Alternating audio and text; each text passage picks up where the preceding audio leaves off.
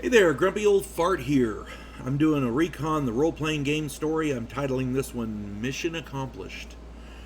Before I get into this though, if you enjoy my content, it would really help me out if you could hit the like button, subscribe to my channel, share my content on all of your social media platforms, and post a comment or two. Remember, I welcome your comments, even if you disagree with me. And check me out over on Rumble for my political commentary and weekly current events. If you enjoy a good book, check out my author page on Amazon.com.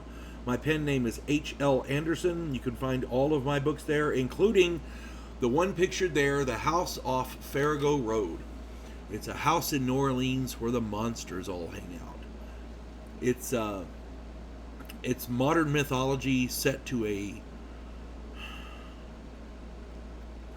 I don't know. I don't even know how to describe it, and I wrote the damn thing. Look, if you enjoy quirky, funny mythology, a different take on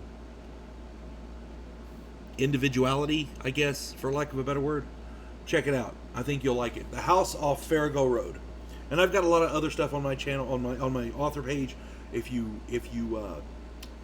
can't find anything on there, you should be able to find something you like. That's all I'm saying. All right. Mission accomplished. Years ago, we were playing in my friend Larry's game.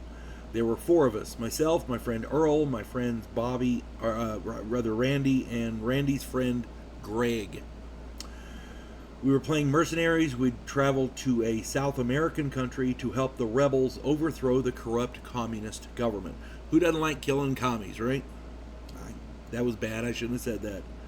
I'm old. Bear with me. They were paying well, and they could equip us how we wanted, so, all was well. We were doing good. We'd gone on several missions with varying degrees of success, and finally, we had the opportunity to eliminate the president and his three key generals all at the same time. We could not pass that up. So we got all of our gear that we figured we'd need. We figured the logistics, and we had a plan. We snuck into the palace through the sewers and made our way into the wine cellar. That's when the trap was sprung. Our guide had sold us out and led us into their waiting arms. In the ensuing firefight, Greg's character was killed. Earl's character was badly wounded. I told Randy to get him out while I covered their escape. Randy and Earl made it out and spent 2 weeks dodging government patrols before reaching the coast. They stole a boat and made it out to sea. I was captured and imprisoned in the dungeon. I knew I was in for a rough time. They kept me in isolation for a couple of weeks. And then they stripped me down to my skivvies and tossed me into a pit of sewage. After about 6 hours, they pulled me out, hosed me off, and then they tied me to a pole and started whipping me with these thin wooden rods.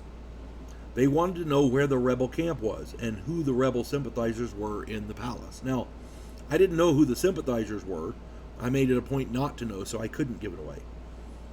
There was no way I was giving up the camp because I thought that's where Randy and Earl had fled to. I didn't know that they were still, well, anyway. That night, they hung me from a rafter by my wrists and left me there. I was hanging about a foot off the ground in my underwear. About midnight, a guard came in to check on me. He got too close, and I wrapped my legs around his neck, and I choked him out. I used my toes to lift his bayonet from his belt, and I climbed the rope to the rafter, pulled myself up, and hooked an arm over the beam so that I could get the knife and cut myself loose. I dressed in the guard's clothes and hung his body, after I'd killed him, hung his body from the rafters. I walked out of the palace and made my way to the motor pool. This guard had three hand grenades on him, so I used these 3 live grenades and I wedged them into the seat cushions in the rear of the limousine, the presidential limousine. Then I fled to the rebel camp, and it took me a while to get there because I had to dodge some patrols and stuff. But as I was traveling out the next day, while I was still kind of in that area, I heard some explosions. When I got back to the camp, I heard that, gee, the president's limousine had blown up when he sat in the back. I radioed Randy to come get me, and we got paid because I had accomplished the mission. Mission accomplished. Remember, it's not what you have, it's how you use it, and sometimes you can turn a bad situation into a profitable one in Recon. You just have to know how to do it. And Larry ran a good game. He really did. This guy, he really challenged us. The guy giving us up, I wish I had found that dude. I'd have killed him too. But what can you do? Anywho, I hope you enjoy these stories, and I love relating them because I've got years of these, and I hope you guys have a good day. God bless one and all.